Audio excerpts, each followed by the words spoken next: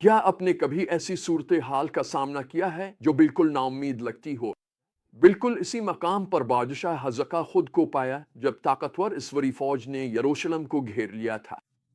لیکن یہ بحران ہمیں ایک زبردست سچائی سکھاتا ہے۔ جب ہم بالکل بے بس ہوتے ہیں اور مکمل بھروسہ خدا پر رکھتے ہیں تو وہ ہمیں بظاہر ناممکن حالات سے نجات دے سکتا ہے۔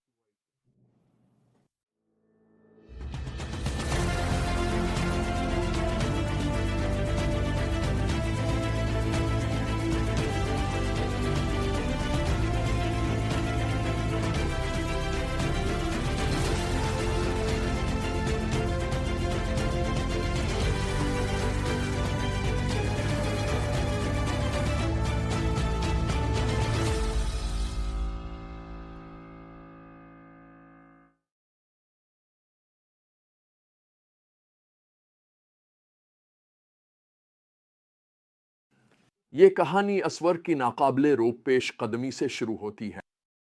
قوم در قوم کو فتح کرنے کے بعد، جن میں شمالی سلطنت اسرائیل بھی شامل تھی، بادشاہ سنہارب نے اپنی توجہ یہودا کی طرف مبذول کی۔ اس کی فوج تمام قلعہ بند شہروں پر قبضہ کر لیتی ہے اور حزقہ ابتدا میں صلح خریدنے کی کوشش کرتا ہے، یہاں تک کہ ہیکل کا سونا بھی اتار دیتا ہے، لیکن اسور معاہدہ توڑ دیتا ہے اور یروشلم کو گھیر لیتا ہے۔ پھر کلان مقدس کی سب سے ڈرامائی جھڑپوں میں سے ایک واقع ہوتی ہے۔ سنہاب کا فلسطی کمانڈر یروشلم کی دیواروں کے باہر کھڑا ہو کر نہ صرف حزقہ کا مذاق الفاڑتا ہے بلکہ خود خدا کا بھی۔ وہ چلا کر کہتا ہے، اپنے خدا کو تمہیں دھوکہ نہ دینے دو۔ یا کسی قوم کا خدا اپنی سرزمین کو اسور کے بادشاہ کے ہاتھ سے بچا سکا ہے، اس کی منطق ناقابل تردید لگتی ہے۔ ہر دوسری قوم کے دیوتا اپنے لوگوں کی حفاظت کرنے میں ناکام رہے تھے۔ حزقہ کا رد عمل ہمیں دکھاتا ہے کہ بظاہر ناامید حالات میں کیا کرنا چاہیے۔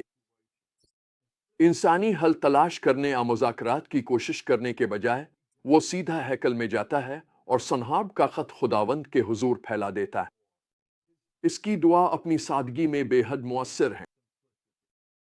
اے خداوند، اسرائیل کے خدا، جو کروبیوں کے درمیان تخت نشین ہے، تو ہی اکیلا تمام زمین کی بادشاہیوں پر خدا ہے۔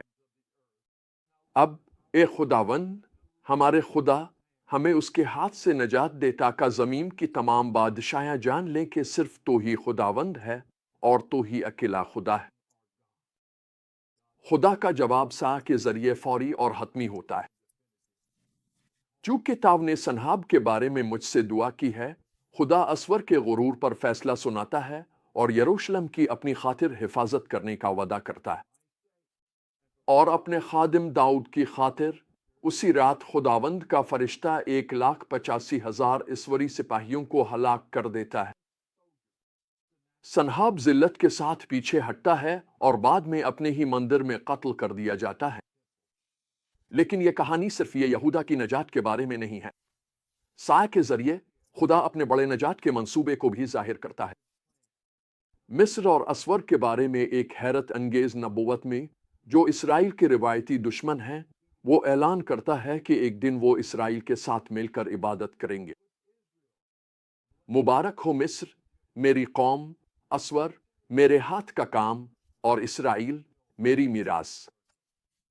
یہ اس بات کی پیش گوئی ہے کہ مسیح کے ذریعے سابقہ دشمن صلح کریں گے اور سچے خدا کی عبادت میں متحد ہوں گے۔ مصر کے بارے میں یہ نبوت خاص اہمیت رکھتی ہے کیونکہ خدا فرماتا ہے کہ خداوند خود کو مصریوں پر ظاہر کرے گا اور اس دن وہ خداوند کو پہچانیں گے۔ یہ صرف ایک قدیم وعدہ نہیں تھا، یہ وعدہ آج بھی پورا ہو رہا ہے، حتیٰ کہ ہمارے زمانے میں بھی۔ میں نے خود اس کا مشاہدہ کیا جب مجھے 25 سال سے زیادہ پہلے مصر میں خوشخبری سنانے کے لیے مدعو کیا گیا۔ خدا نے مجھے یہ موقع عطا کیا کہ میں انجیل کے مشنریوں بلی گراہم اور لوئس پلاؤ کے نقش قدم پر چل سکوں۔ انہیں مصری مسیحیوں نے خوشخبری کی مہمات کے لیے مدعو کیا تھا، جنہوں نے مقامی کل سیاح کے نیٹ ورکس کے ذریعے ہزاروں مصریوں تک رسائی حاصل کی تھی۔ مصریوں نے خوشخبری پھیلانے کے لیے ٹیکنالوجی اور ایک نیا طریقہ استعمال کیا۔ میں نے خود کو ہر رات 1,20,000 افراد کے مجمع سے خطاب کرتے ہوئے پایا جو پورے مصر میں پھیلے ہوئے تھے۔ तकरीबन 700 कुल्लिसियाएं इन इज्तिमाआत में शरीक हुईं। हमने हजारों लोगों को मसीह को कबूल करते देखा। कुल्लिसाहे में रूहानी बेदारी फैल गई। पूरे मिस्र में पादरियों ने जोश व खरूश से दुआएं की। लोग खुदा के हुजूर रो रहे थे। ये साया 1921 के कदीम वादे पर खड़े होकर हमने अपनी नस्ल में खुदा को अपना कलाम पूरा करते देखा। और भी हैरत अंगेज बात यह है कि खुदा की नबूवत मिस्र से आगे बढ़ती है, ये ऐलान करते हुए कि एक दिन मिस्र और अस्वर, जो इसराइल के रिवायती दुश्मन थे, खुदा के लोगों के साथ मिलकर इबादत करेंगे। और इस दिन मिस्र से अस्वर तक एक शाहरा होगी। मिस्री और इसवरी मिलकर इबादत करेंगे। ये मुसालहत की खूबसूरत तस्वीर इस बात की पेशगोई करती है कि मसीह के वसीले से साबिका दुश्मन वाहिद सच्चे और जिंदा खुदा की इबादत में मुत्तहिद होंगे। तो हम आज इन सच्चाइयों को कैसे अपनाएं? सबसे पहले हमें यह तस्लीम करना होगा कि गुरूर अब भी ज़वाल से पहले आता है। सनहाब का खुदा के खिलाफ शेखी बघारना बराह रास्त उसकी तबाही का सबब बना। जब हम मुश्किलात का सामना करते हैं तो हमें तकब्बुर और खुद इन्हिसारी से बचना चाहिए। हज़रत हज़का की तरह हमारा पहला रद्दअमल यह होना चाहिए कि हम अपने हालात को आजिज़ी और दुआ के साथ खुदा के हुजूर ले आएं। और फिर ज़बूर 124 बिल्कुल इस सबक को बयान करता है जो हमें इस कहानी से सीखना चाहिए। अगर खुदावंद हमारे साथ ना होता तो सैलाब हमें निगल जाता, तेज बहाव हमें बहा ले जाता। वाकई हमारी मदद खुदावंद के नाम में है जो आसमान और ज़मीन का खालिक है।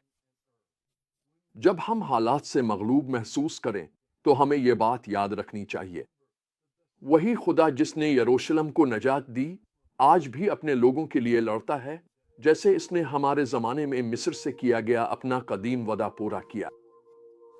वो अपनी तमाम वादों के लिए वफादार रहता है।